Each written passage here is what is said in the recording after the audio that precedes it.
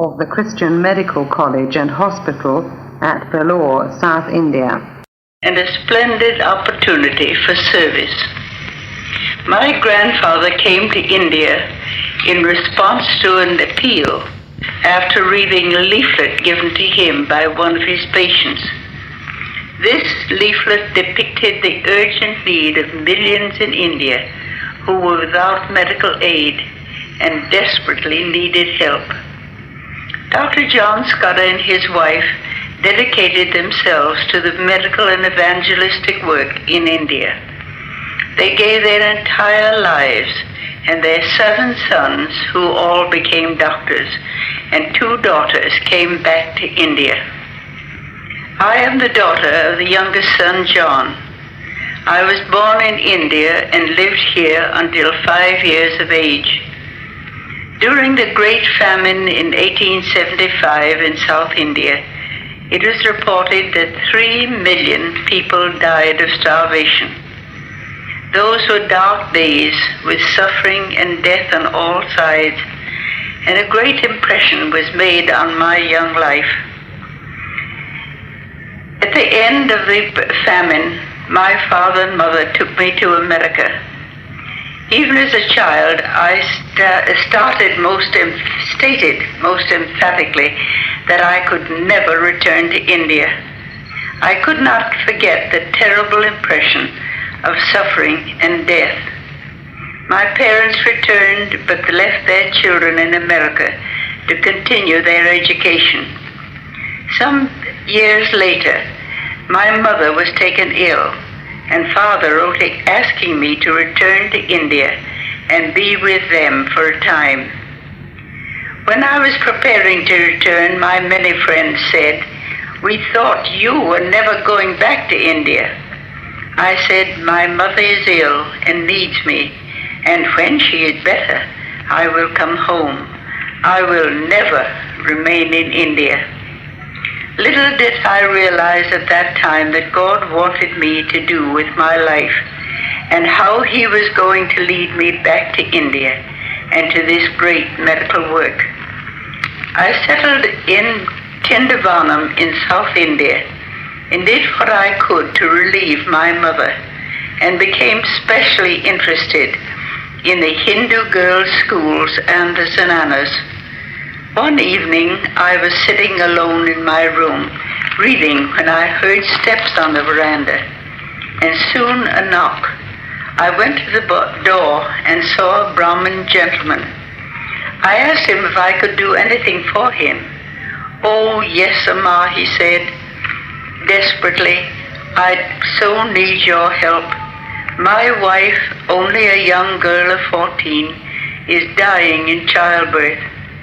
The Baba women can do nothing for her, and she may die. And Amma, she is such a lovely girl. I heard that you'd come to India, and I thought you could help her." But I replied, "I know nothing about childbirth. I cannot help you, but my father is a doctor, and I can bring him. He can save your little wife." Almost in horror, he raised his hands and bowed before me, saying, "I could not take a man into my house to care for my wife. No man can look upon my wife. If you cannot come, she must die."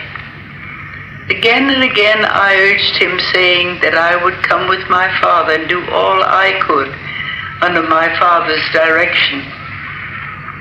It could not be done. He could not have a man deliver his wife's baby. My heart ached for him, as with tears in his eyes he sobbed, "Then she must die, and oh, she is such a lovely girl." He left, and I sat down at my desk, feeling desperate. After some time I heard footsteps. Jumping up, I ran to the door, thinking that the Brahmin had returned to take my father. Instead, there stood a Mohammedan, and with the same request. He too turned away, repeating the same words, "Oh, she must die." I felt I could not bear it, and again I heard footsteps in the same evening. Similar requests came from a third man. I hurried to my father and mother, and they were as sad as I. There was no sleep for me that night. I could not forget those 3 young women dying in childbirth when I could not help them. By morning, my decision was made. I could go to America, study medicine, and return to India as a doctor to try to save the lives of those who needed me. After graduating from Cornell University, New York, I arrived in Vellore on the 1st of January 1900, ready to take up work as a doctor. What marvelous changes I have seen. In 1900, Vellore was a small town of about 30,000 people. There were no dispensaries, no hospitals. Today, Vellore is a city of over 146,000. Today, we find a large government hospital, 2 mission hospitals, as well as a medical college affiliated with the University of Madras, where many young men and women are being trained to serve India as MBBS doctors. Medical help is being extended to the surrounding villages. In 1900, none of the villages were reached. In 1901, a Peugeot, a French motor car with 1 cylinder, was sent to me. I imagine none of my listeners have had the privilege of riding in a 1-cylinder car, and you cannot know what you have missed. But we did rejoice in this little car and made plans to visit the villages once a week with medical aid. The first day when we started out with our rather noisy Peugeot, the people on that country road who had never seen a motor car, seeing and hearing us coming, rushed off into the field shouting, "Oh, the devil is coming." We stopped the car and persuaded them to come and see. When they came, we found that nearly everyone in that group needed medical aid. Since that time, patients have come in from far distant villages with their sick and suffering ones. Now they love those life-saving ambulances and cars. The little 1-cylinder car has long ago been replaced by ambulances with doctors and nurses and evangelists bringing help and life to many. At times on those roadsides, over 1,000 patients have been treated during a day. Many very needy ones have been brought to the hospital, which has 600 beds, and cared for there. The Mary Tabor Shell Hospital was opened in 1901 and had 40 beds. Today there are often over 100 patients, many lying on the veranda and on the floor. At times as many as 100 cataract operations have been done there in one day. Our present staff of doctors and nurses and other workers are an inspiration to all.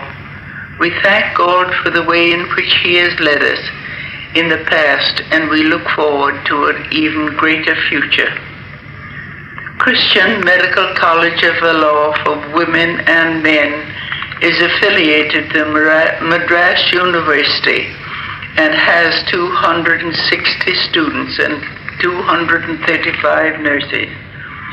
We need those who can take up the torch of life and carry on and make Vellore Medical College one of the outstanding medical institutions today, and shall I say in the world. We need your love and prayers and help as never before.